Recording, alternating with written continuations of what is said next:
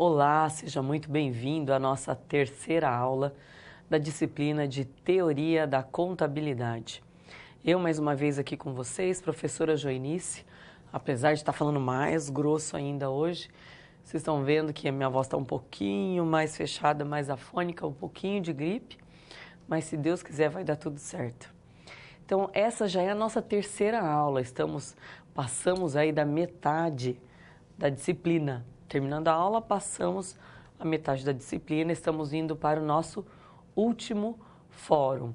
E a aula de hoje, ela é bem bacana. Eu vou falar um pouquinho para vocês sobre as pesquisas, as teorias das quais nós estudamos em contabilidade. Vamos olhar o tema da nossa aula. Campo de pesquisa da contabilidade. Então, dentro dessa ideia de pesquisa, nós trabalharemos algumas teorias. Como é que são trabalhadas essas teorias, mas com uma visão muito ampla. O bacana das SPs para esse estudo dos campos de pesquisa em contabilidade é que a gente vai conseguir abrir o leque, a gente vai conseguir enxergar esse campo de pesquisa de fora. Como? Através das SPs, formulando como se nós fôssemos dar aula para um grupo de pessoas, enfim, para acionistas. O desenvolvimento das SPs vai ser muito bacana. E o legal é a oportunidade que vocês têm, dentro desses temas, de estar trocando essas experiências e de estar fazendo efetivamente, trabalhando essas SPs dentro de sala, através dessa apresentação, das quais vocês podem estar dividindo em grupos e fazendo isso, depois trocando essas experiências com os colegas, os próprios colegas em sala de aula.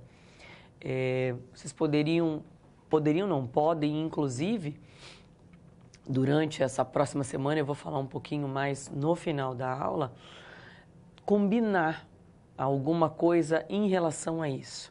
Olha, vou fazer uma apresentação para vocês vão fazer para mim, ou nós vamos elaborar uma equipe, ou essa apresentação nós vamos dividir em 3 temas. Um exemplo, vamos montar as equipes e vamos fazer essa apresentação para nós mesmos. O ganho que vocês vão ter fazendo essas pesquisas, fazendo essas apresentações, vai ser show de bola, tenho certeza. Então vamos ver o resumo dessa aula de hoje, como nós trabalharemos, quais serão os pontos mais importantes que nós abordaremos. Nós estaremos tratando todos os assuntos referentes à unidade 3 do livro, e a competência desta unidade é o seguinte: os campos de pesquisa na contabilidade, dos quais nós abordaremos os seguintes temas. Falaremos um pouco da abordagem científica da contabilidade, falaremos das demonstrações contábeis e lá na última SP nós vamos abrir um pouquinho mais falando do sistema financeiro. Bem, como nós vamos fazer isso? Através da teleaula, de acordo com as nossas 3 SPs, será possível abordar os campos de pesquisa na contabilidade, onde nós os dividiremos através do quê?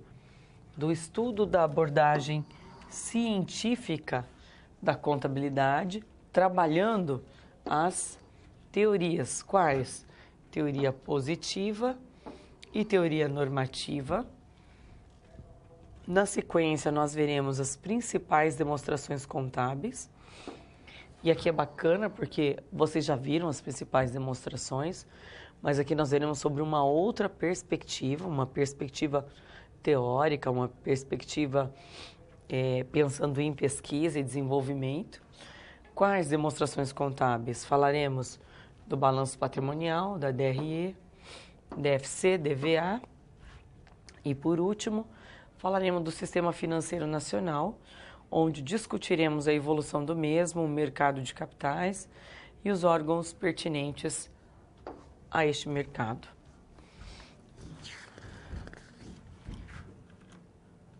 Aqui nós temos como palavras-chave desta teleaula: teoria positiva, teoria normativa, demonstrações contábeis, balanço patrimonial, DRE, DFC, informação contábil, mercado de capitais e sistema financeiro.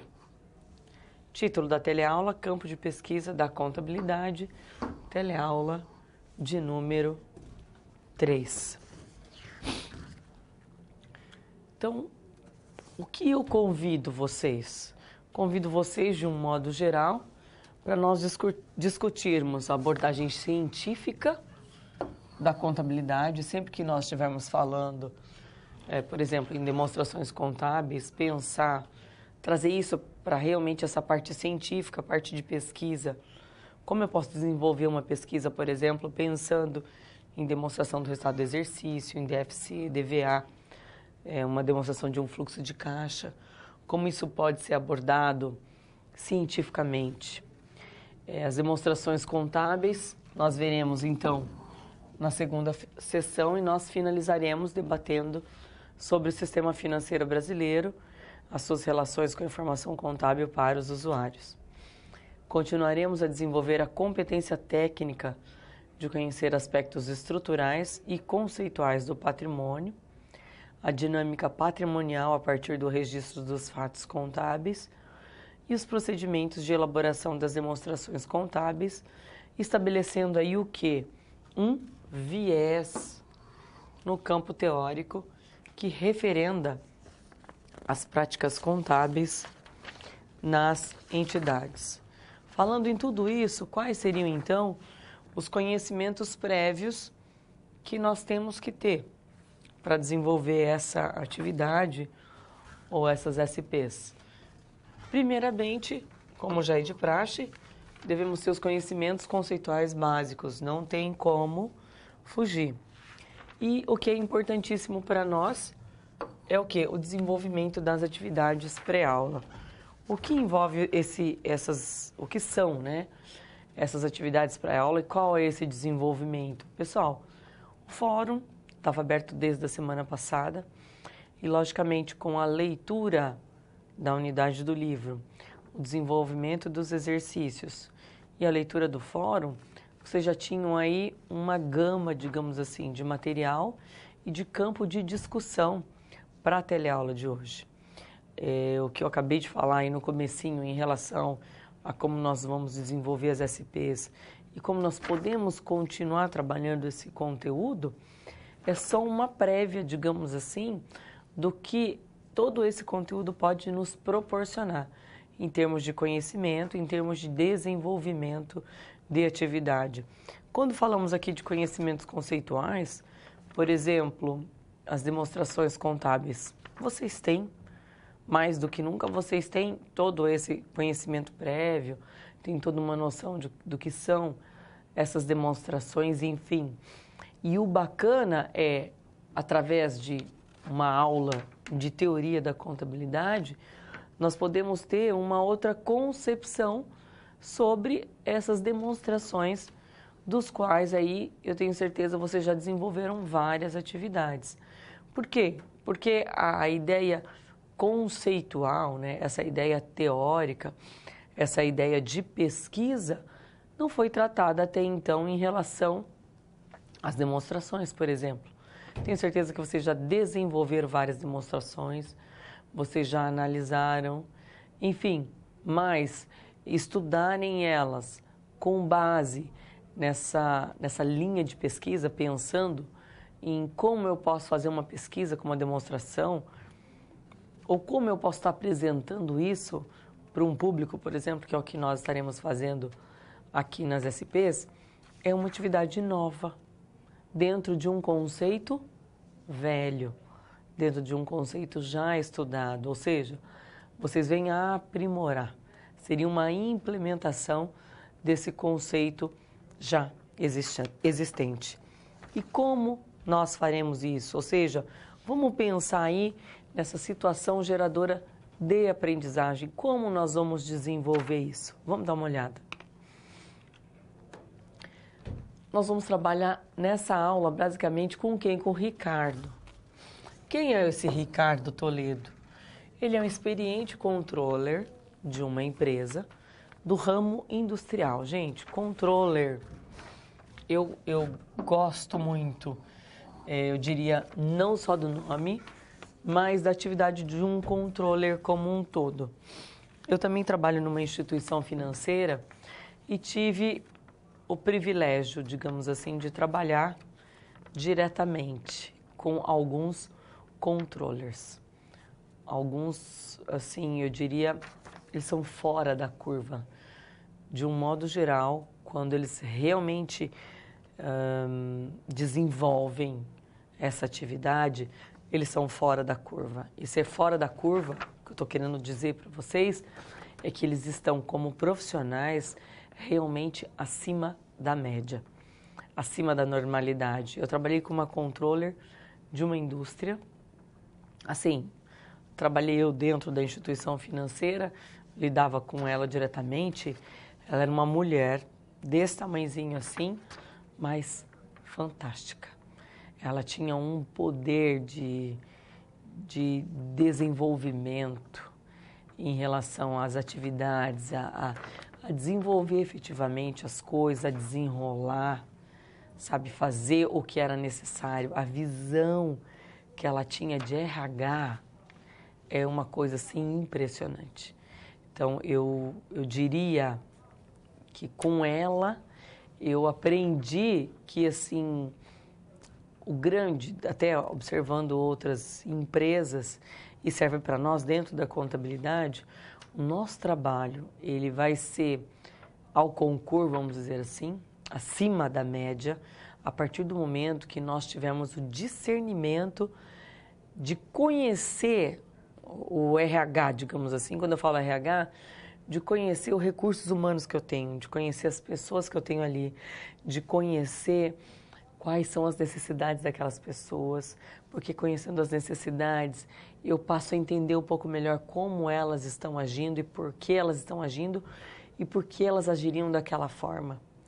E aí, esse foi o pulo do gato, sabe? Ela aprendeu a lidar com aquele público, com os diversos setores dentro da organização. Ou seja, de acordo com a estratégia da organização, de acordo com a necessidade da empresa, ela sabia como lidar com cada público dentro daquela empresa. Ela conseguia, inclusive, diferenciar os setores, sabe? O pessoal de chão de fábrica, o pessoal do administrativo, o pessoal do financeiro, o pessoal da estratégia, por exemplo. Ela sabia como ajeitar. Então, ela era espetacular. Não só nessa parte de gestão de pessoas, mas com base nisso, ela desenvolvia muito melhor todo o trabalho dela. E o Ricardo Toledo é um controller, tomara que seja dos bons mesmos, né? E o que nós vamos ver com esse Ricardo Toledo? Olha, nos últimos períodos, as discussões internas da empresa quanto aos resultados gerados em função do exercício das atividades da organização estavam aumentando. Olha aqui o problema. Estava gerando uma insatisfação. O senhor Toledo tem enfrentado o quê? Questionamentos em relação aos dados apresentados nas demonstrações contábeis, no sentido de que não refletem a realidade. E você imagina, ele tem a missão aqui, lógico que é o contador, de apresentar os dados, mas a parte gerencial era ele. E mais falando em relatórios, quando você tem um controller dentro de uma organização, ele acaba fazendo essa demonstração, porque ele acaba pegando, digamos assim, o que foi legal, o que foi bom, o que efetivamente precisa ser melhorado. E não simplesmente jogando, vou te dar aí todas as informações. Não. Mas com base na estratégia, com base na necessidade da organização, ele faz e demonstra aqueles dados, aquelas informações. E com base no que ele estava demonstrando, o pessoal começou a questionar. Mas não estou achando que isso está refletindo a realidade. E aí vem aquela incógnita, né? O que fazer para ganhar a credibilidade? Olha onde que ele está pensando. dessas pessoas e refletir a realidade, fazer com que eles realmente entendam o que é ou por que foi apresentado aquelas informações, quais eram os objetivos efetivos em relação àquilo. E daí, vamos ver o que foi que aconteceu. E, além de tudo isso, daquela insatisfação, os investidores e possíveis investidores, ou seja, as pessoas que poderiam estar investindo naquela organização, eles estavam o quê? Inseguros com a tal situação. Por quê? Porque esses fatos, de certa forma, interferem, gente, nos rumos estratégicos a serem realizados para a empresa. Então, diante disso, o senhor Toledo entendeu a necessidade de prestar esclarecimentos. Ele falou, opa, eu preciso fazer alguma coisa em relação a essa insatisfação, ou seja, eu preciso dar um jeito de acabar aí com esses conflitos na informação contábil e convidou quem? Você, para ajudá-lo nessa empreitada junto aos acionistas da entidade.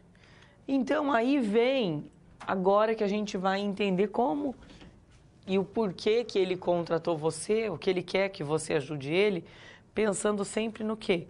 Na parte de pesquisa em contabilidade. Então, na qualidade de pesquisador, você orientará o controller a responder as seguintes questões. Quais correntes teóricas regem a informação contábil? Veja, o questionamento que está tendo é em relação à informação contábil. E olha aonde a gente está chegando. Quais as correntes teóricas que estão regendo isso? Por que isso está sendo apresentado dessa forma? Que corrente teórica vê-se fortemente manifestada na informação contábil? Como identificar as características da informação contábil nas diferentes correntes teóricas?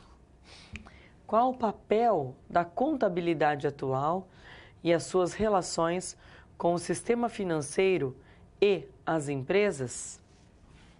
Essa última pergunta, então, é muito bacana.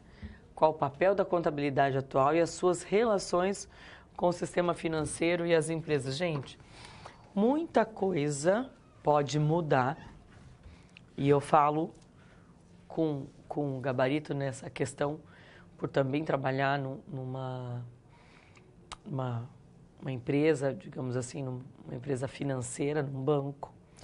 E a gente vê o quão é importante as empresas que têm apoio contábil, ou que se deixam ser apoiadas, porque em muitos casos os gestores não aceitam, não, eu quero isso, eu quero aquilo, e não deixa o contador, enfim, desenvolver o seu trabalho, não aceita as opiniões. O quanto é diferente lidar com empresas organizadas, contabilmente falando, administrativamente falando, e o quanto isso faz diferença até em termos da evolução da própria empresa. Rapidinho, então, eu já encontro vocês onde? Na nossa próxima SP. Olá! Você já pensou no dia a dia da carreira que você escolheu seguir? Bom, para ter uma ideia dos desafios da sua área, agora você vai procurar soluções para situações problema.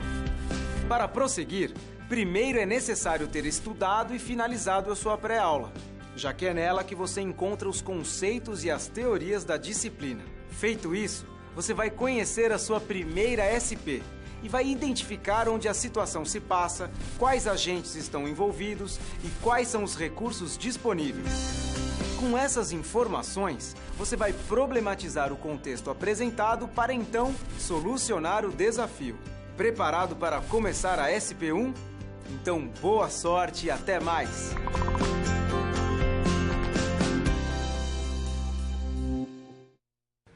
Tenho certeza que você está preparado. Então, essa primeira SP, vamos olhar como nós vamos desenvolver isso junto com o Sr. Toledo. Nós trabalharemos no caso cujo objetivo será o quê? de apresentar, olha a bomba, os conceitos fundamentais da corrente positiva e normativa no âmbito da contabilidade, realizando a seguinte atividade.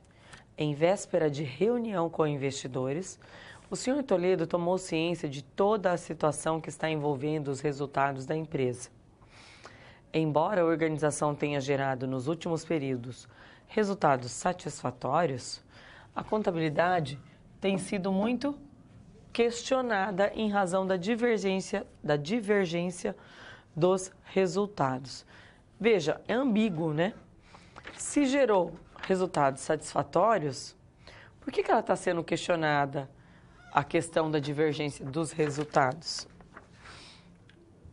É claro que, fatalmente, o senhor Toledo teria que explicar tais divergências junto ao Conselho Administrativo e ao mercado. Neste caso, representado por quem? Pelos investidores. Mas como se trata de um profissional altamente técnico, o senhor Toledo resolveu inovar na explicação dos dados da reunião. Isso aqui é a cara de controller. O substituir por. Como assim? O que ele teria que fazer? Ele teria que chamar o pessoal e explicar o que estava acontecendo. Mas ele resolveu fazer diferente, que é esse substituir por. Como assim? Devido ao fato dele ter perdido muito tempo elaborando os resultados globais da empresa, ele decidiu que, antes de apresentá-los, antes de apresentar para os conselheiros e investidores, eles deveriam conhecer as linhas teóricas que estão regendo essa informação contábil. Veja, por que vocês acham que ele quis isso? Na verdade, ele quer resolver o problema definitivamente. É quando você fala assim, olha, você tem uma dor de cabeça, beleza. Você vai única e simplesmente tomar um remedinho para dor de cabeça? Qual é a causa? Já pensou, você tem dor de cabeça todo dia? Aí todo dia você tem que tomar um remédio? Mas qual é a causa dessa dor de cabeça? Se você só toma um remédio, você está fazendo uma coisa paliativa. Você está resolvendo na ponta. Mas se você descobre efetivamente qual é a causa, você consegue matar, você consegue resolver efetivamente aquele problema. Então ele chegou nos resultados, mas ele tinha certeza que se ele apresentasse aqueles resultados, como o pessoal já estava questionando, mais uma vez, eles iam questionar. Então antes que eles questionassem, não, eu quero que você, contratou você, para fazer o seguinte, olha, eu quero que você diga para eles no que está pautado essas informações. Quais são as teorias que nós estamos analisando, com base no que, efetivamente, por que nós estamos apresentando essas informações dessa maneira? O que elas estão querendo dizer na sua totalidade. Para quê? Para que isso evitasse uma série de questionamentos ou de conflitos posteriores. E aí, o que ele fez finalmente para resolver isso? Ele entendeu que tinha um risco muito grande, que seria falar sobre teoria com investidor e conselheiro. Imagine, o investidor e conselheiro, eles querem saber do resultado da empresa. O que está acontecendo, o que vai dar, enfim. Aí você vem me ficar falando para mim de teoria. E o que ele fez? Sabendo do grande pesquisador da área que você é, resolveu contratá-la para ajudar a formatar esse trabalho na empresa. Por quê? A importância de ter uma pessoa técnica em relação àquele assunto. Então, a necessidade do senhor experiente, controller, é exatamente o quê? Elaborar um treinamento, olha que bacana, sobre o tema positivismo e normativismo. É o que eu falei para vocês, vocês podem fazer esse treinamento entre vocês. Onde isso? No ambiente contábil. A influência desses pensamentos no resultado contábil, para que eles passassem a entender isso. E aí, como você vai fazer isso? Você deverá elaborar uma apresentação contendo 10 slides com o objetivo de mostrar aos conselheiros e investidores como as diferentes correntes de pensamento, como elas podem modificar o resultado da empresa. O Sr. Toledo conta com você para identificar e mostrar os pontos conflitantes entre a teoria positiva e a teoria normativa da contabilidade. Para desenvolver essa atividade, você deverá compreender os aspectos da visão científica, os conceitos que envolvem a teoria positivista e a teoria normativista da contabilidade e também a influência de cada uma dessas teorias na informação contábil. Mãos à obra. Vamos resolver mais esta situação. Como nós vamos começar, então, problematizando essa situação, nós iniciaremos nossa discussão sobre a abordagem científica da contabilidade.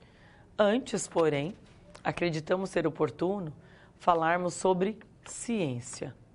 Como podemos considerar que este ou aquele estudo ou observação tem caráter científico? Como? Eu vou mostrar para vocês a figura 3.1, que vai nos ajudar a compreender um pouquinho mais sobre esse universo científico. A figura 3.1, ela traz um estudo, digamos assim, um comparativo entre o conhecimento comum e o conhecimento científico. Então, está aqui, conhecimento comum ou empírico, conhecimento científico e alguns exemplos em relação aos dois. O que seria o conhecimento comum ou empírico? Ele é obtido somente pela observação. É um conhecimento superficial, sensitivo e subjetivo.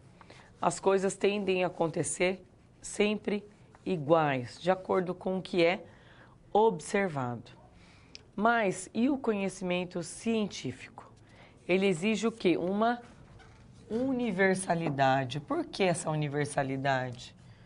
Para ele saber explicar em qual condições e como as coisas acontecem em qualquer lugar, a qualquer hora, sempre da mesma forma.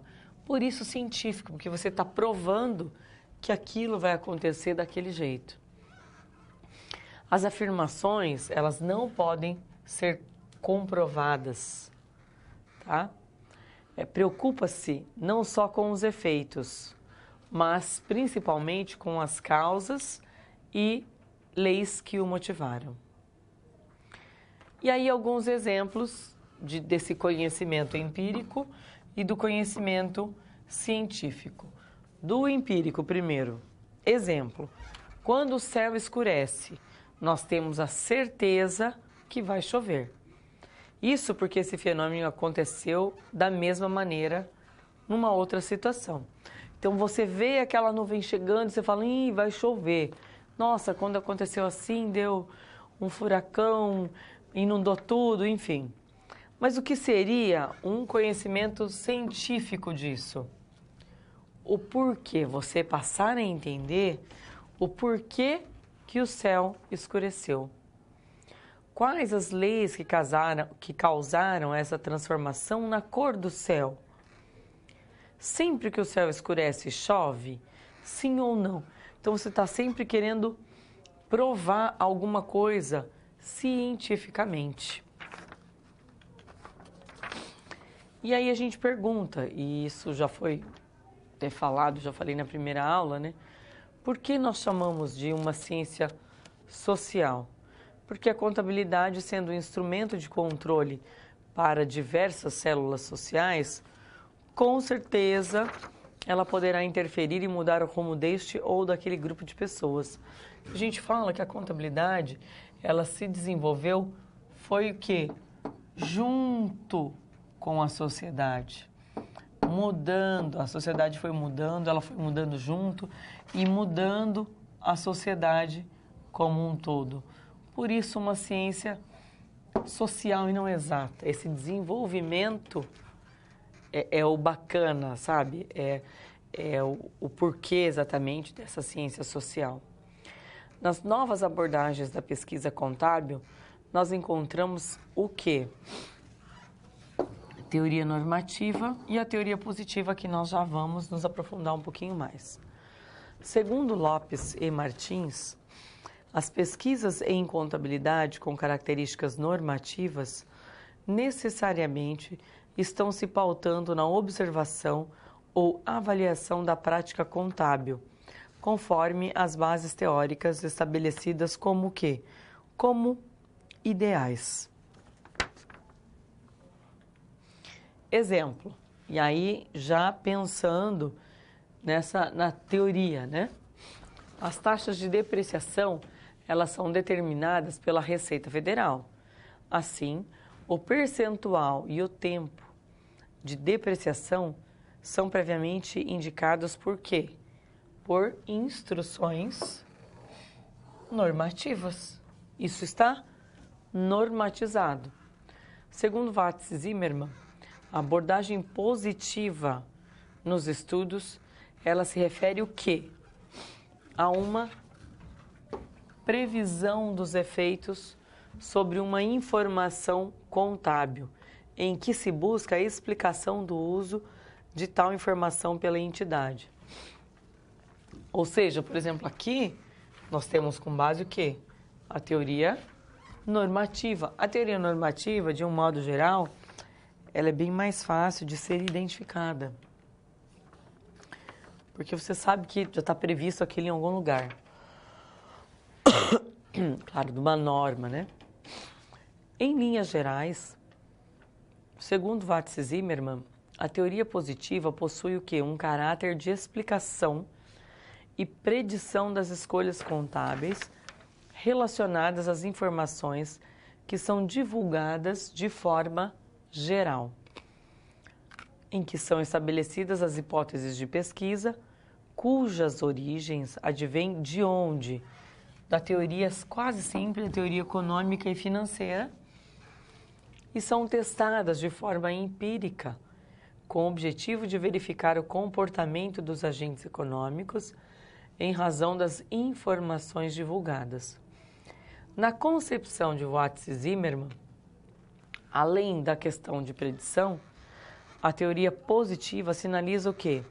Quais entidades utilizarão ou não determinado método que venha a explicar a variação patrimonial, por exemplo, pensando num estudo contábil. Nessa teoria, podemos perceber que é observada a realidade da organização e, para isso, serão utilizados testes sobre os fenômenos ocorridos de forma empírica. Um exemplo, o Brasil passou alguns anos por uma carga inflacionária muitíssimo elevada. Veja, estamos aqui observando o que foi que houve. Isso era um problema no quesito que comparabilidade entre períodos. Você se posicionou, prestou atenção durante alguns anos como é que o Brasil se comportou. Os normativos, olha só, criaram um sistema de correção que eliminasse essa distorção. Entretanto, não se preocuparam em abordar a questão a partir de quais magnitudes das taxas de inflação o sistema de correção se tornaria fundamental para as empresas. Complementa ainda que os positivistas certamente teriam formulado hipóteses e testado quais usuários efetivamente precisariam de um mecanismo de correção completo. Aqui, pessoal, falando um pouquinho mais sobre, por exemplo, a inflação. Então, nós tivemos período de inflação onde dentro de um mês as coisas subiam até 80%. Você imagina, você está todo dia mudando o valor das coisas? Você comprava um negócio no dia 5 por um valor, chegava no dia 30, era 50% mais. Então, uma coisa que era bastante comum, o pessoal, todo mundo pedia vale no dia 20. Porque eu vou receber só no 5º dia útil, mas se eu pegar um vale agora, o meu poder aquisitivo ele é muito maior, entendeu? Porque quando eu chegasse lá no dia 5, no quinto dia útil, ele já valia tipo a metade do valor. É assim, meio até louco falar, mas era bem isso que aconteceu e ficou assim por alguns meses. Para construir teoremas em ciência contábil, é preciso realizar muitas comparações. Neste contexto, nós podemos simplificar, considerando que um acontecimento ele pode ser eficaz em determinada empresa ou em situação específica, como também pode não produzir nenhum efeito. Então, observem o exemplo a seguir. Nós estamos, assim, é bem teórico, né, para entender como funciona essa teoria normativa e positiva, mas nós vamos estar sempre usando os exemplos para facilitar esse posicionamento.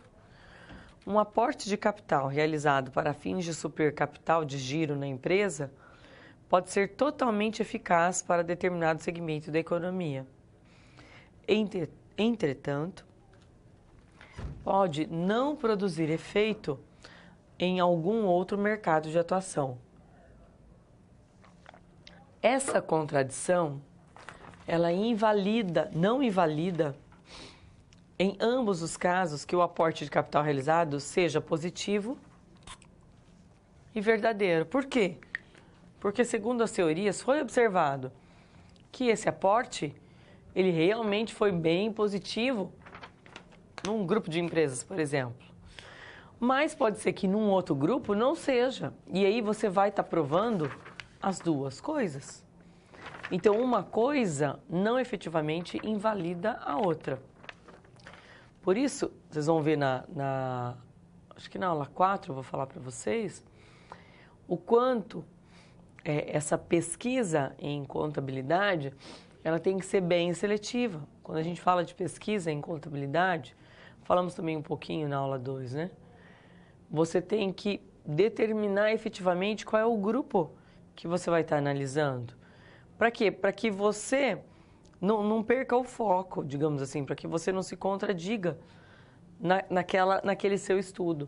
Então, se eu estou estudando aquele ramo de atividade, mas que eu estude aquele ramo de atividade com aquelas mesmas características, por exemplo, indústrias, e de preferência com o mesmo porte, porque pode ser de acordo com o porte da empresa, aí já muda muita coisa, mude como eu vou apurar o lucro, funcionários, enfim. Em contabilidade é até difícil. Na teoria normativa é mais fácil fazer pesquisa. Vamos entender o quanto a carga tributária interfere, digamos assim, na apuração do lucro real. Beleza? Mas quando você parte para a teoria positiva, né, tentando entender as coisas que acontecem através de observação, ela é mais complicada. Você tem que fechar mais o círculo para a coisa não se expandir e de repente você não conseguir provar nada fazendo a sua pesquisa. Outro ponto a se destacar no contexto da teoria positiva é o quê? Que esta pode ser estudada sobre duas perspectivas. Isso é importante. Quais são as duas perspectivas que podem ser estudadas a teoria positiva? Então, nós temos a perspectiva de oportunismo e a perspectiva da eficiência. O que me traz aí a perspectiva de oportunismo? Fundamenta-se essencialmente no fato que o ser humano busca o seu próprio interesse, visando maximizar o seu bem-estar. Exemplo, um acionista administrador sempre tenderá a buscar medidas que favoreçam uma maior distribuição de dividendos. E sobre a perspectiva da eficiência, as organizações sempre tentarão, por meio de mecanismos, o quê? Atenuar as atitudes oportunistas e os conflitos entre agentes administradores e donos de capital. O que isso significa? Então, um exemplo, a consolidação de balanços expressa de forma mais realista a posição da empresa, seja em termos de lucro, liquidez, rentabilidade, e atua muito mais em benefício da empresa do que em grupos isolados. Por quê? Você está vendo a perspectiva da eficiência. Aqui mais sobre o ponto de vista lógico empresarial. Perceba que nessa atividade você deverá realizar um treinamento com o intuito de identificar e mostrar os pontos conflitantes entre a teoria positiva e a teoria normativa da contabilidade. Deixaria aqui alguns pontos importantes a serem inseridos no desenvolvimento desse material, tá? Na apresentação, enfim, para que vocês tenham um norte a seguir. Mas lembre-se, esses usuários são leigos no que se refere à contabilidade e precisam compreender o significado das informações que serão apresentadas a eles. É importante destacar que não existe uma resposta padrão, uma vez que os alunos deverão montar uma aula contendo 10 slides em que deverão abordar o caráter positivista e normativista da contabilidade. Então, vamos direto ao ponto de discussão. Qual a primeira coisa a se fazer para a gente resolver essa nossa SP1? Primeira coisa que vocês têm que fazer, se vocês realmente dividirem a sala em 2 aí, é o quê? Contextualizar. Como? Faça abertura sobre o tema, destacando os objetivos da informação contábil e a forma como são disponibilizados. No caso aqui, as demonstrações, as informações, e discuta a importância dessas refletirem a situação econômica e também financeira da organização. Apresente a teoria positiva e a teoria normativa de contabilidade. Como? Apresente o conceito, as características relacionadas a essas duas teorias. Destaque, entre outros aspectos, o quê? A origem, a evolução, a importância e as razões pelas quais se trabalham com essas abordagens teóricas no universo da contabilidade. Não deixem de apresentar exemplos, porque esses exemplos práticos em que os usuários possam associar a teoria com a situação corriqueira na contabilidade da empresa. Como uma dica, monte uma situação que contenha de 2 a 3 exemplos de cada uma das teorias abordadas na apresentação, de preferência que sejam mostradas num quadro comparativo, para que o usuário possa detectar as características e quais as principais diferenças entre uma e outra. E o quarto e último ponto, elaborem as considerações finais. Nas considerações finais, destaque os aspectos positivos e negativos de ambas as teorias. Além disso, com relação aos conflitos, quanto aos resultados da empresa, faça um comentário conclusivo, dizendo se houve ou não, de fato, erros nas demonstrações da empresa devido às divergências apontadas pelos usuários. Veja, o que a princípio seria uma coisa simples, nós vamos montar uma aulinha e fazer uma explanação, ficou complexo. Diante da complexidade efetiva do assunto e da importância em se fazer isso com exemplos, de se fazer isso para leigos. Essa é a grande diferença e esse é o pulo do gato aí desse desenvolver da atividade. Aguardo vocês na SP2. E aí, conseguiu encontrar uma solução satisfatória para a SP1? Como você pôde notar, o desafio apresentado tem como base situações comuns da realidade de mercado. Eles são elaborados a partir de informações de empresas, experiência dos professores e acontecimentos do cotidiano. Isso significa que antes mesmo de você se formar, além de todo o conhecimento teórico, você já está em contato com a realidade do seu futuro profissional. Ah, e caso surja alguma dúvida, acesse o fórum e envie a sua pergunta, ok? Confere agora a SP2.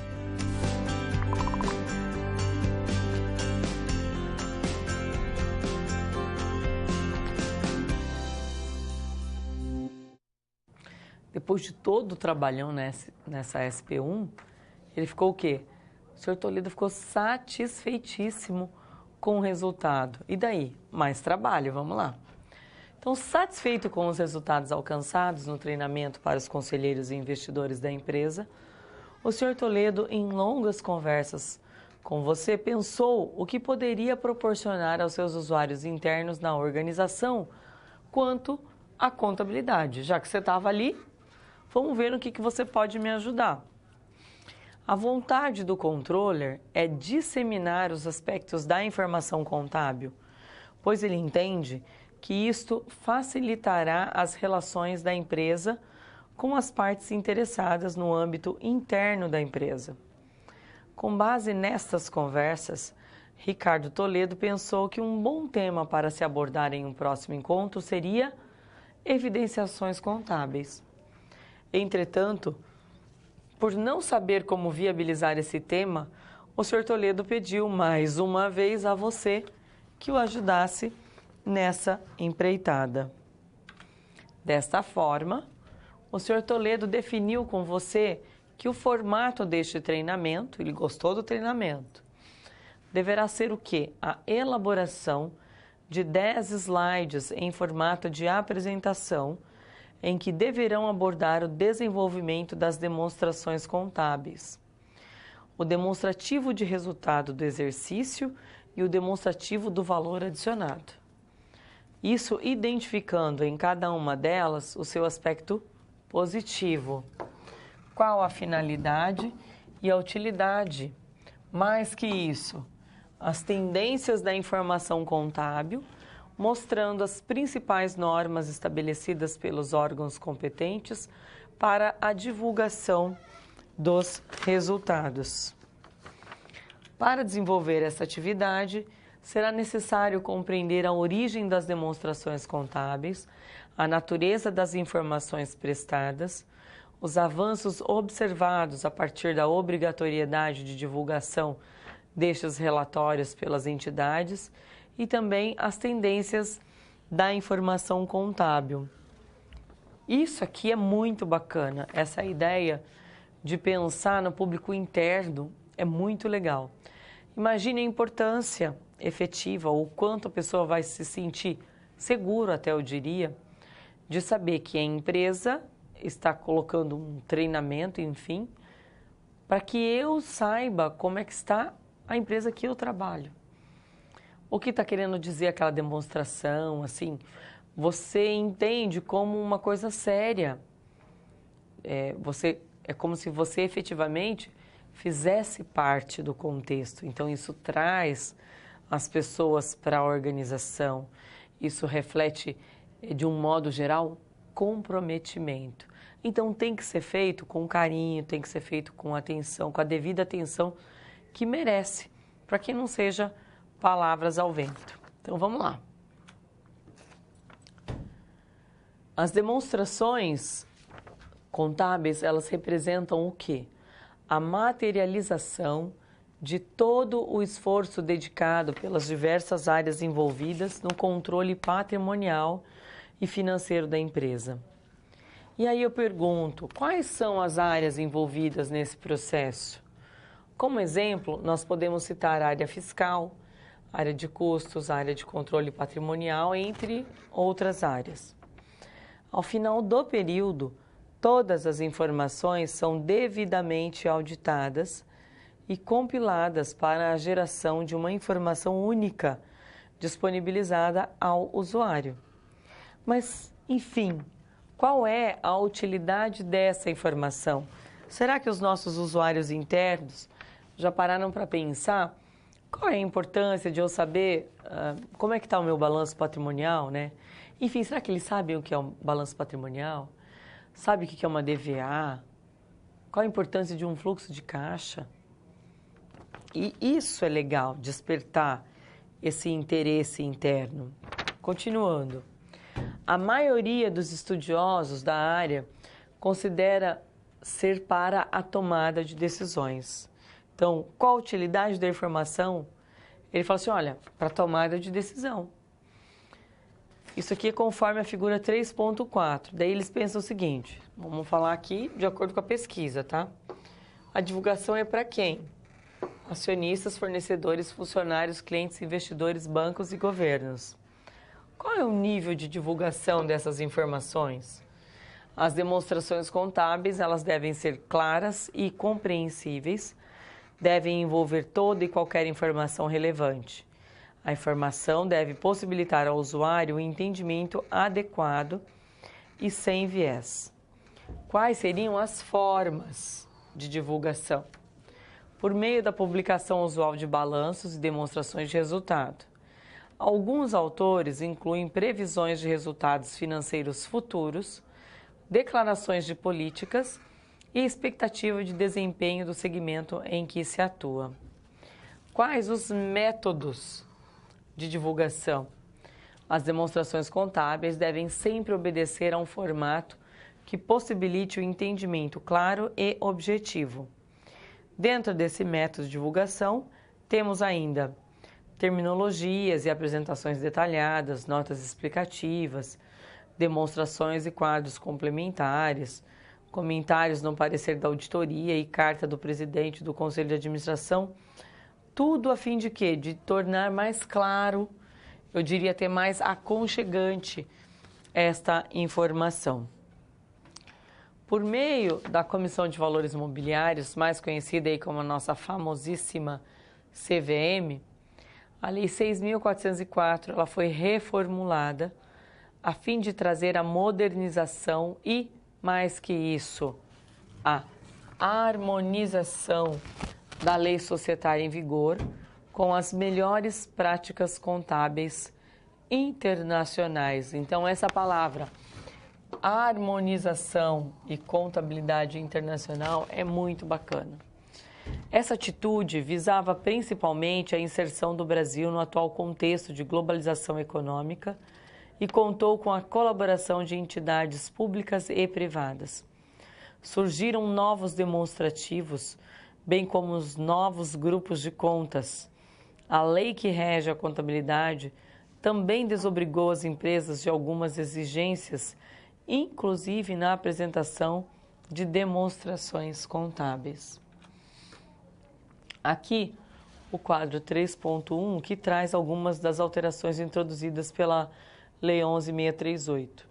Então, nós temos alguns artigos, alguns dispositivos, que são artigos. E aí ele faz um comparativo aqui. O que aconteceu antes da mudança e depois da mudança. Aqui, falando em demonstração, a mudança maior que teve foi aqui, que antes ele trazia a demonstração das origens e aplicação de recursos, a nossa DOAR, e agora ele passou a ser obrigatória a demonstração do fluxo de caixa, que eu sou bem honesta em dizer para vocês que, na minha opinião, isso daqui vale muito mais a pena você conhecer, não que a outra não valha, mas vale muito mais a pena. A demonstração do fluxo de caixa, ela é muito mais pertinente para a organização, sem dúvida alguma. E aí agora um pouquinho para vocês em relação às principais demonstrações contábeis. Então, primeiro, não poderíamos deixar de começar falando do nosso balanço patrimonial. Este demonstrativo traduz ao usuário que uma posição estática que poderá ser de equilíbrio ou desequilíbrio.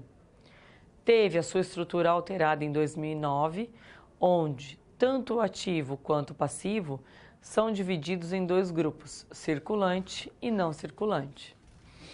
Aí nós temos a DRE, a principal demonstração de fluxos, tem muito mais poder preditivo do que o próprio balanço, pois, como você já viu, é por ela que nós podemos avaliar o desempenho econômico da empresa. Então, quando fala preditivo, poder preditivo, é em relação a demonstrar efetivamente, se a empresa está tendo prejuízo ou não. Como é que ela está economicamente falando. E a última que nós vamos falar é a demonstração do fluxo de caixa, que implementada ali a partir da Lei 11.637, vem ganhando destaque entre os usuários. Isso por quê? Porque ela revela, e melhor, de maneira dinâmica, onde e como os recursos próprios e de terceiros estão sendo aplicados. E aí ela tem duas características. Ela pode ser feita através do método direto e do método indireto. O que seria esse método direto? Consiste em classificar os recebimentos e pagamentos utilizando as partidas dobradas. Permite gerar informações com base em critérios técnicos livres de qualquer interferência da legislação fiscal. E o método indireto? Ele consiste no quê? Na demonstração dos recursos das atividades operacionais a partir do lucro líquido, ajustados pelos itens que afetam o resultado, mas que não modificam o caixa da empresa. E aí nós podemos dar alguns exemplos, tipo depreciação, amortização e também a exaustão. E aqui a última, definitivamente, né, a DVA, demonstração do valor adicionado, que evidencia as riquezas geradas e a sua distribuição aos funcionários, governos e demais participantes da atividade da empresa. Na figura 3.8, que eu trouxe aqui para vocês, tem os principais usuários da DVA. O governo, qual seria a utilidade para o governo? Cálculo do PIB, recolhimento de impostos. Os empregados e sindicatos, comparar e analisar a remuneração, cargo dos trabalhadores. Para os gestores, o instrumento de contabilidade gerencial para cumprir com as responsabilidades diante de acionistas, empregados, governos e sociedade. E bancos, onde é possível verificar a riqueza gerada e a capacidade de cumprir com os compromissos assumidos. Então, fizemos toda a parte de problematização, né? Uma parte introdutória, problematização. E agora, definitivamente, nós vamos conseguir fazer o quê? Resolver essa SP2. Então, essa parte inicial, essa problematização, ela é 100% importante para que a gente consiga trazer esse contexto à tona. E aí sim, agora partir para a resolução. Vamos lá? Então, primeiramente, eu gostaria de enfatizar que este esquema ele é proposto, ou seja, apenas uma sugestão. Vocês podem se utilizar de outras maneiras que, de repente, pode até dar mais certo. Então, mais uma vez, não existe uma resposta padrão e isso é muito legal, porque todos têm uma maneira de pensar, de agir e isso pode se aperfeiçoar. Eu não posso simplesmente deixar a resposta é essa, eu estaria limitando esse desenvolvimento da atividade. Então, essa resposta padrão ela não existe, uma vez que deverão montar uma aula contendo 10 slides em que deverão abordar o tema de evidenciações das demonstrações contábeis. Deixarei para você alguns pontos que deverão ser importantes a serem inseridos nas apresentações, de forma que possa norteá-lo no desenvolvimento do material. Assim fica mais fácil de desenvolver. Então, o primeiro ponto, tem que ter, esse slide, ele tem que ter um contexto inicial. Então, faça a abertura sobre o tema, destacando as origens das demonstrações contábeis. Depois, apresente as características das informações acerca do quê? Da DRE e do DVA. Depois, apresente o conceito e as características relacionadas à obrigatoriedade das referidas demonstrações. É importante isso. Terceiro ponto, não esqueça de destacar os aspectos positivistas das contas que compõem a DRE e o DVA. Procure elencar e justificar as contas que venham a compor estes relatórios e destaque com justificativas os elementos positivistas que estão intrínsecos nas informações. E por último, aí sim, elabore as considerações finais. Destaque aqui as tendências que relacionadas às demonstrações contábeis, identificando os possíveis avanços que poderiam ocorrer acerca do tema. Dica que é muito bacana para enriquecer aí a pesquisa de vocês. Utilize para isso artigos relacionados ao tema. Por quê? Os artigos, eles estão sempre cheios do que é mais relevante, do que é mais recente. Então, você tem uma maior gama de conhecimento, assim, fresco. Por isso que é bacana. Terminamos a SP2, aguardo você na SP3. Bom, 2 SPs já foram finalizadas. Como você acha que está se saindo? Lembre-se de que para se dar bem é importante seguir as etapas, já que elas facilitam os seus estudos. Vamos revê-las? Primeiro, é necessário estudar a pré-aula para conhecer a teoria e os conceitos da disciplina. Em seguida, leia a SP com atenção para conhecer e interpretar a situação exposta.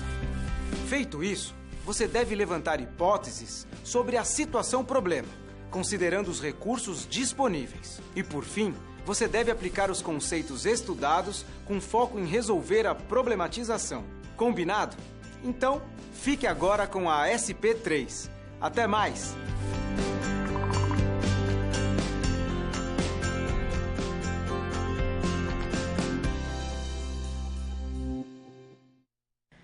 No início da aula, esqueci de falar sobre a importância aí desse nosso último momento logo após a SP3, ou seja, nós temos um momento que é disponibilizado para vocês já sabem, já participaram das outras aulas, eu sei, mas só lembrando, se vocês têm aí algum questionamento, alguma observação, querem fazer algum comentário, já vão mandando, já vão escrevendo.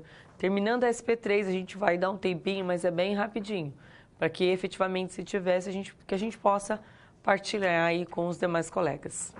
Vamos lá para a SP3. Olha, empolgado com o treinamento dados aos investidores da empresa, o senhor Ricardo resolveu se aprofundar mais ainda sobre o tema da informação contábil. Em conversas técnicas com você, o senhor Toledo teve a ideia de oferecer aos acionistas minoritários, principalmente os minoritários da empresa, tá? Um workshop sobre a informação contábil em empresas de capital aberto. Gente, a palavra workshop está em moda, tá? Então, workshop traz, assim, quais as tendências, o que o pessoal tem falado, o pessoal está antenado. Entretanto, você, como profundo pesquisador, o alertou para pontos críticos das demonstrações no que se refere às informações das empresas, principalmente daquelas que operam em bolsas de valores, ou seja, é complicado, né? A ideia do senhor Ricardo é elaborar um guia para os acionistas e para que este material seja viabilizado, é necessário que esteja claro o papel das demonstrações contábeis e as lacunas que possam existir nos relatórios de empresas que operam na bolsa. Desta forma, o senhor Ricardo Toledo solicitou que você elaborasse uma resenha crítica destacando esses aspectos das demonstrações. Para resolver esta atividade, será necessário compreender a estrutura do sistema financeiro nacional, a contabilidade como fonte de informações primárias aos investidores, bem como o seu papel na construção de indicadores de análises e reflexões.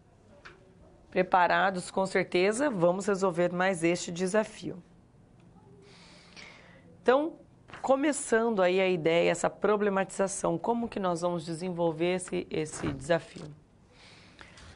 O mercado de capitais, apesar de já estabelecido nos Estados Unidos e Europa, principalmente, percebeu movimentos mais consistentes no Brasil há cerca de 60 anos, motivado pelo conjunto de ações de entidades privadas e fundamentalmente pela própria participação do Estado no que se refere ao campo de normatização.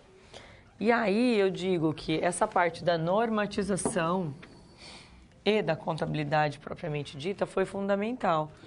Porque, por exemplo, se nós não estivéssemos estabelecidos a Lei 6.404, isso aqui não teria acontecido, tá? Mas aí eu pergunto, o que são agentes econômicos? Podemos dizer que são os responsáveis por movimentar a economia nacional e global, Por exemplo, as famílias, as empresas, os bancos, inclusive você.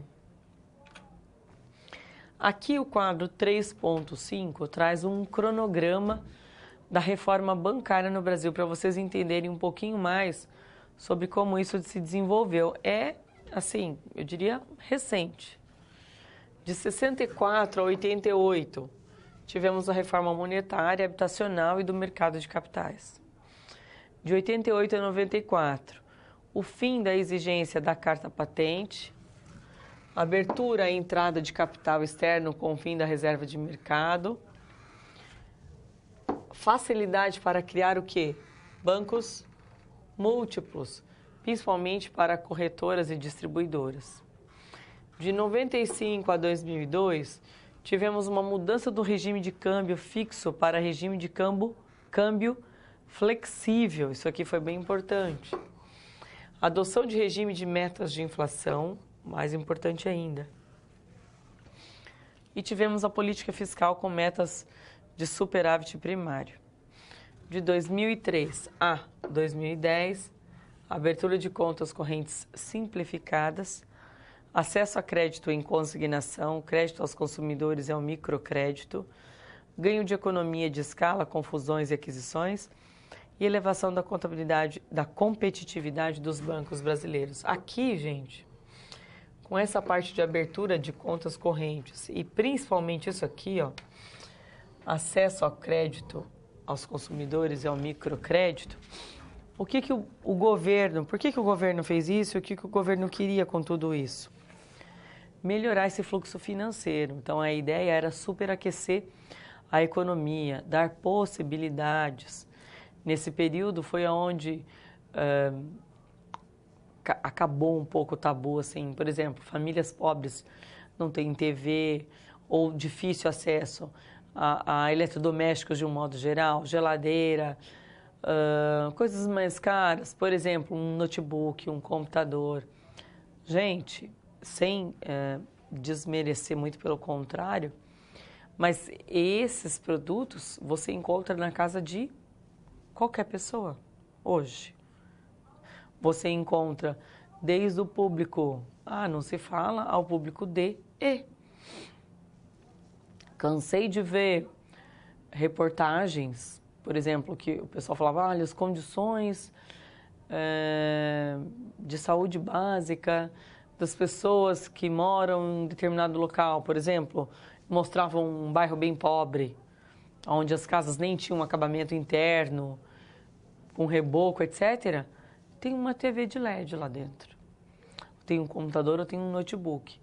Isso passou a ficar muito mais acessível à medida que eles deram possibilidades de parcelamento e de financiamento, digamos assim, desses produtos. Essa abertura de crédito consignado hoje, existe uma briga no mercado interno. Você pega um consignado, dali a pouco vem um outro, está comprando a dívida a um valor menor, e daí se ele compra a dívida, aí você consegue jogar uma taxa menor, enfim. Aumenta a competitividade, isso eu acredito que favoreça realmente também o cliente, porque senão ele comprava daquele, fazia um empréstimo, uma taxa, por exemplo, aconteceu comigo essa semana passada. Primeira vez o cliente fez a taxa de 2,10, aí o outro comprou, foi para 1,88, de 1,88 e 22, agora tem um outro banco comprando a 1%. Não consigo nem entender por que eles estão comprando a 1%. Um valor de uma dívida daquela. Mas, sim, o banco tem os seus motivos, a estratégia do banco deve estar precisando, porque 1% praticamente nem vale a pena, é só para ter a posse efetivamente. Ou seja, o banco está precisando de dinheiro, até de desconfiar, digamos assim. Mas, de certa forma, é bom, né? Oxigena, digamos assim, bastante a economia. Continuando, o sistema financeiro nacional ele é formado por um conjunto de órgãos e instituições financeiras e não financeiras. Compõe-se por 2 subsistemas, normativo e de intermediação. É no subsistema normativo que vamos encontrar o nosso foco de estudo. Aqui, uma figura do sistema normativo de mercado de valores imobiliários. E nós temos o Conselho Monetário Nacional, CMN, aonde ele é composto? Pelo Banco Central, a CVM e a SUSEP, que faz regulamentação de seguros, etc. Do CVM, nós temos a Bolsa de Valores e também as corretoras. E depois toda a gama de bancos, né? Quais são os órgãos que dão essa subsistência? Então, está aqui. CMN, Banco Central, CVM, SUSEP, Bolsa de Valores e corretoras. Aqui é interessante se aprofundar um pouquinho em cada um desses órgãos. Fazerem pesquisas, entrem nos sites, vejam como é que ele se desenvolve, o porquê, enfim. Ao longo das discussões sobre a teoria da contabilidade, você pôde perceber essa ciência tem como objetivo o quê? Prestar informações sobre todas as variações dos fenômenos patrimoniais.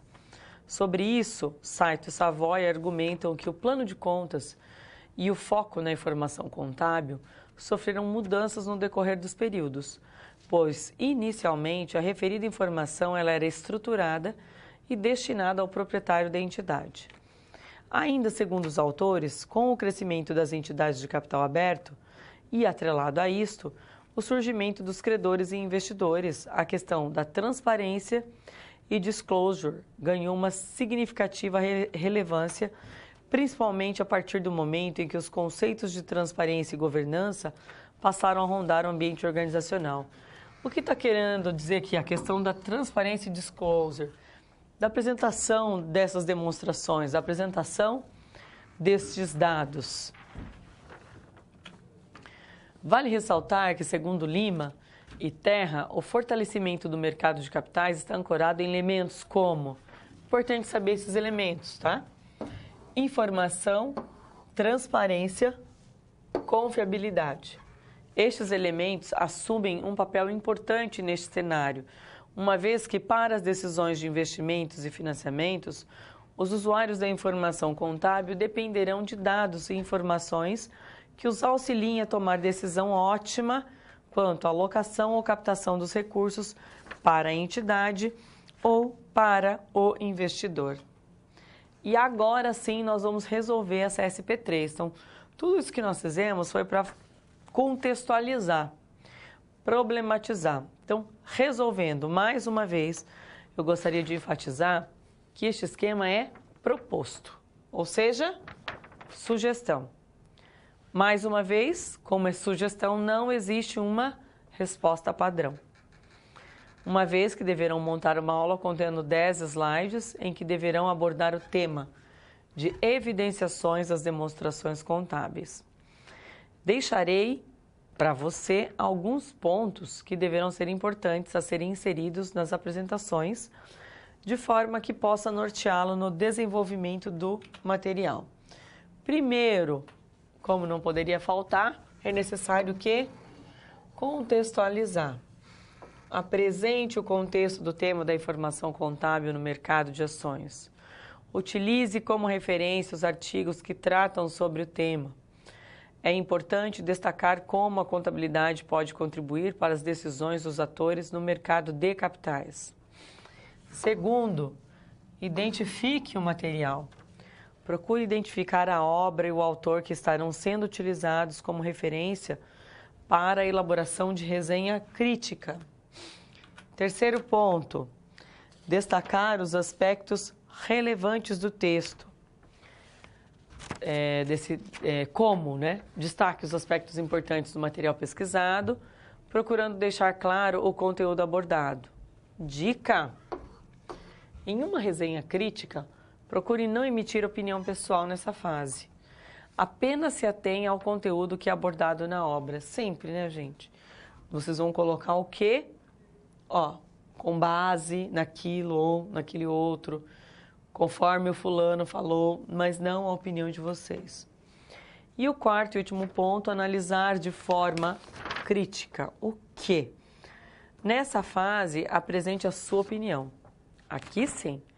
Argumente fundamentando-se em teorias de outros autores, estabelecendo, inclusive, comparações de pensamento ou até mesmo explicações discutidas em aula. Dica: as resenhas normalmente são elaboradas com conteúdo de mais ou menos uma página, podendo chegar a, no máximo, 2. Geralmente, as mais sucintas são as melhores. E, ufa, terminamos a nossa SP3. Aguardo vocês, então, no nosso último momento.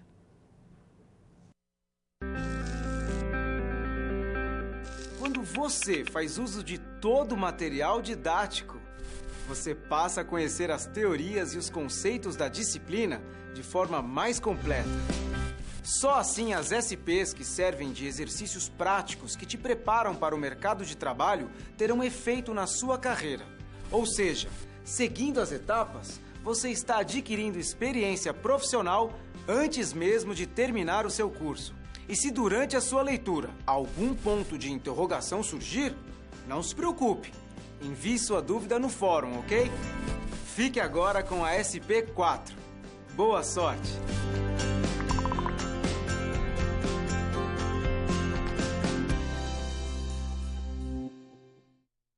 Agora sim chegamos no nosso famoso momento. Que momento? Momento de você expor o que lhe aflige, né? Olha, eu fiquei com dúvida nisso, eu queria que fosse discutir tal coisa, aqui aconteceu assim, esse assado, enfim, exponha o seu pensamento, a sua opinião, as suas dúvidas. Esse é o grande momento. Então, eu vou dar um tempinho para você fazer essa aí, terminarem as escritas, vou ler ali o que vocês me mandaram e rapidinho eu já retorno com essa conversa, digamos assim, nós teremos essa interação para a gente poder finalizar a aula de hoje. Rapidinho eu já volto.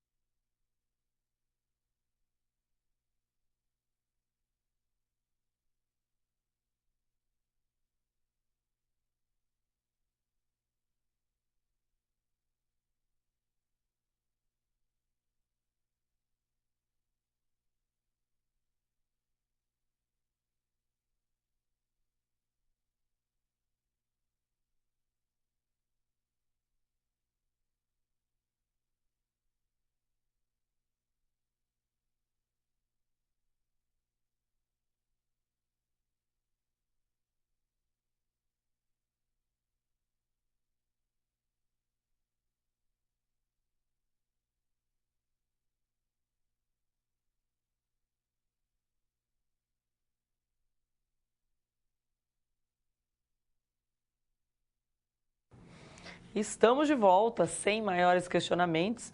Então, eu mando o desafio para vocês, então. Que desafio? Desafio você a praticar o que você aprendeu, transferindo seus conhecimentos para novas situações. Pratique as atividades listadas e depois as compare com as dos seus colegas. Resolva as atividades correspondentes a esta sessão. Acesse a web da próxima sessão. Leia a próxima sessão do livro didático. Resumindo o que nós vimos na aula de hoje, através das nossas 3 SPs, nós pudemos trabalhar os mais variados conceitos dentro do campo de pesquisa na contabilidade, o qual dividimos nos seguintes temas: abordagem científica da contabilidade, demonstrações contábeis e sistema financeiro nacional. Veja, aqui nós fizemos uma introdução de como fazer esse desenvolvimento, quais são as principais características, trouxemos toda a parte, a problemática, digamos assim, em relação ao conteúdo a ser desenvolvido. E demos um norte a ser seguido. Porém, é o desenvolvimento, a forma de como vocês vão desenvolver isso e mais que isso, essa possibilidade de troca entre os colegas, e isso efetivamente vai fazer toda a diferença. Quando eu pego aluno, por exemplo, de pós-graduação, de um MBA, para falar sobre um referido tema que é muito importante e que dá muito debate, eu peço para que eles façam a pesquisa e tragam um conteúdo para a discussão em sala. E à medida que o aluno vai falando, a gente vai complementando e outros vão falando, porque houve toda uma pesquisa por trás, tem toda uma problemática, uma parte conceitual que já foi trabalhada. Então, vocês já fizeram isso, falta só o upgradezinho, né? O último desenvolvimento. Se não fizeram, se fizeram, já estão liberados. Mas, enfim, não percam essa oportunidade. As 3 SPs nos dão essa possibilidade de desenvolvimento. Então, efetivamente, não percam a oportunidade de trabalhar a SP dessa forma. Combinado? Conto com você. E eu vou ficando por aqui. Vocês têm aí no finalzinho para fechar a aula o último vídeo, mas eu só tenho a agradecer a participação de todos na aula. Muito obrigado, tenho certeza que saindo daqui, amanhã vocês já vão participar do fórum, do nosso último fórum, para a aula de número 4, e vão desempenhar essas atividades da melhor maneira possível. Excelente semana, um obrigado, fiquem com Deus e até a próxima. Quando você vê um contador vestido com roupa social e atrás de pilhas de papel, dificilmente pensa nele como um cientista, não é mesmo? Mas e se eu te dissesse que a contabilidade é sim uma ciência? Por ser capaz de explicar como e em que condições determinados acontecimentos ocorrem, preocupar-se não só com os efeitos, mas também com as causas, e por ser universal, a contabilidade é considerada uma ciência social. Ela ainda possui uma forma sistemática de organizar a informação, o que torna possível chegar a conclusões verificáveis sobre fenômenos patrimoniais, descobrir novos fatos e criar modelos de situações que ainda não foram constatadas. Você pode estar se perguntando, mas por que uma ciência social se tem tanta matemática envolvida? Porque seus impactos vão além das contas e do papel. As relações econômicas que ocorrem sobre os patrimônios têm influência direta nas relações sociais. E, como ciência social, há mais de uma forma de compreender a contabilidade, como as formas normativa e positiva. A teoria normativa se pauta na observação e na avaliação da prática contábil, em função de bases teóricas entendidas como ideais, relacionadas a conceitos de lucro e riqueza na prática contábil. Por outro lado, a teoria positiva busca explicar o uso de uma determinada informação pela entidade através da formulação de hipóteses. Mas, independente da concepção escolhida, as informações levantadas irão ajudar a compreender a situação financeira em que se encontra e como atingir o objetivo desejado. Para isso, os dados são disponibilizados aos usuários em forma de relatórios, sendo que cada tipo possui uma finalidade diferente. O principal relatório de informações contábeis é o balanço patrimonial, que nos diz se há equilíbrio ou desequilíbrio nas finanças. Já a demonstração de resultado de exercício, ou DRE, analisa o desempenho econômico. Muito parecido com a DRE, o relatório de demonstração do valor adicionado demonstra a riqueza gerada por uma empresa e como foi a sua distribuição. Existe também a demonstração de fluxo de caixa, usada para visualizarmos a real situação financeira da empresa e suas fontes de financiamento.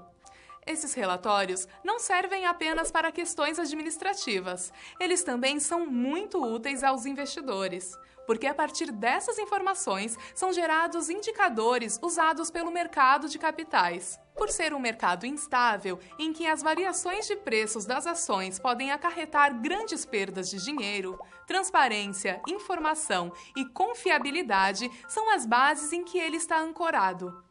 Agora, como pesquisador, busque compreender e analisar a importância da informação contábil para o mercado de capitais e como tais informações são trabalhadas pelos usuários como analistas e investidores. Eu fico por aqui. Até a próxima e bons estudos!